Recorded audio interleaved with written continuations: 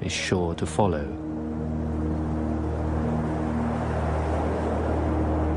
Well, I'm not sure about that. He would have been a fine king had he been able to do that for any length of time. But what we do know is that it was a practice of the aristocrats to send, and the regional landed gentry, as it were, to send up a woman from their family to be a member of the king's entourage, to become a concubine, which would, in a sense, bind the provinces to the centre in a very physical manner. And it wouldn't be surprising if indeed the king did have a very substantial harem from which to choose. Zhao Daguan notes that the king had 5 wives and a harem of 3,000 women. The king was rarely seen outside the palace, but Zhao describes one such occasion, the New Year festival. As night comes on, the king is besought to take part in the spectacle. The rockets are fired and the crackers touched off. The rockets can be seen from 13 kilometers away. The firecrackers, large as swivel guns, shake the whole city.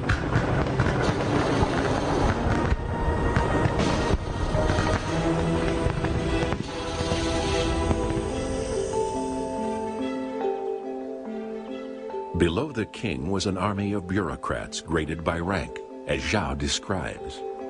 In this country, there is a hierarchy of ministers, generals, astronomers, and other functionaries. Beneath these come all sorts of small employees, differing only in name from our own.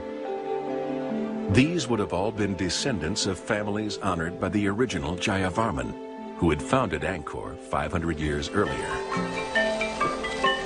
What is not clear from Zhao's writings is how many people lived in Angkor. Sanskrit inscriptions in temples such as Ta Prohm offer valuable clues. We know that the temple housed at least 12,000 people, including a number of great priests, I think over 650 dancers and various other officiants to maintain the temple and to do the necessary temple duties.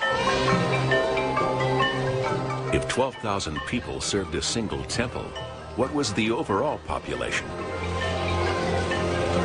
Jacques Gaucher's new research is not yet complete, but it does support an educated guess. To give a number, this city could have been between 80,000, 90,000 and 150,000 people.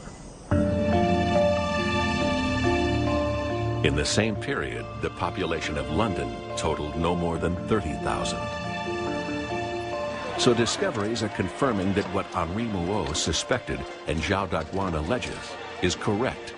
Angkor Thom was indeed a large, well-structured city with a huge population. Now suspicions are aroused that the jungle conceals an altogether bigger surprise. A metropolis so vast that its full extent can only be seen from space.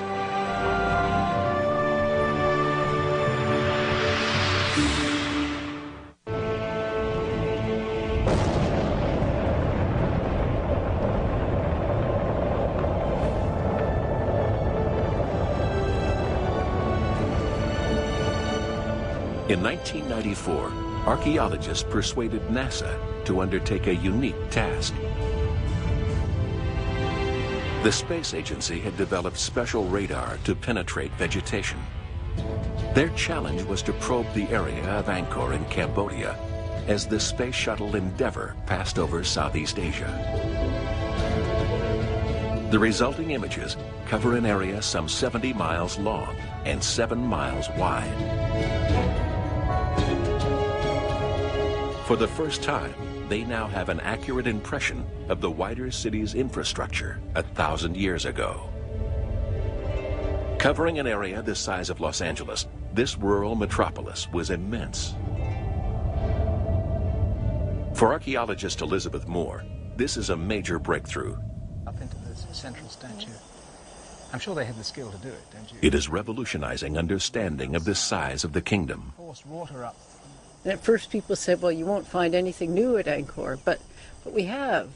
What the radar has shown us is just how all of the regions contributed to what then became the central zone of Angkor. The radar pictures also reveal previously unknown temples all over the Angkorian Basin, as well as an intricate network of roads and canals, all leading to the walled city. Evident for the first time is the grid plan of this once great metropolis.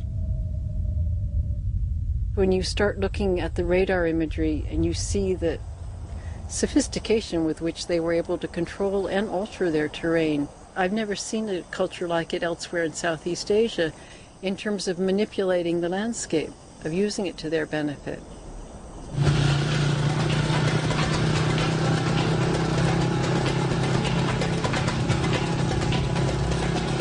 Now the challenge for archaeologists was to work out at ground level what had been photographed from space.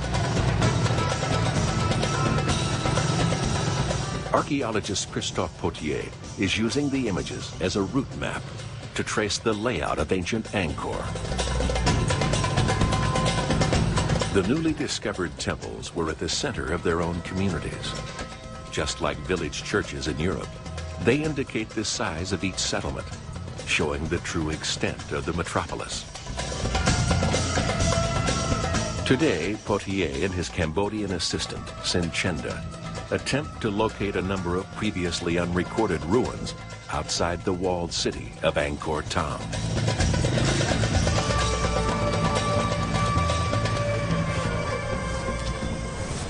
Wow, super.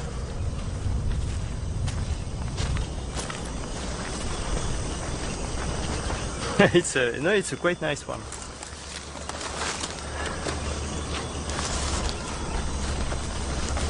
But it seems to be a Garuda, and see very clearly the Garuda with his wings is like an eagle, and quite interesting. Unfortunately, it has been badly damaged, but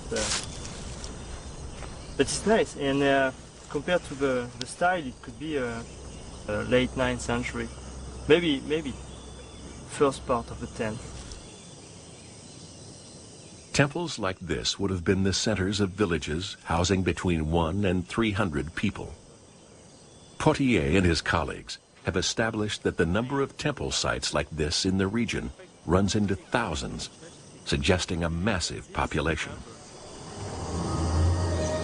There was a direct relationship between these villages and the royal capital. An ancient inscription persuades archaeologists like Charles Hyam of the link.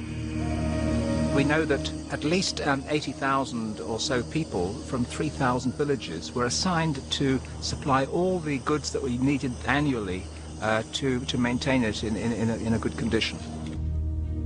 A complex network of roads leading to the center is evident from the NASA pictures. The inscriptions point to the great builder king, Jayavarman. Jayavarman VII was a fantastic builder. Across his whole kingdom he had roads constructed. He was a great man for infrastructure, one reason being that he wanted pilgrims to go and visit his places. And so he had rest houses built at one day's journey apart. He moved and shaped more stone than every other Angkorian king combined. And he must go down in world history as one of the great builders of all time. If all the outlying temples were connected, then Angkor can be acknowledged as a rural metropolis as big as Los Angeles. At its heart, a walled royal enclave the size of Manhattan.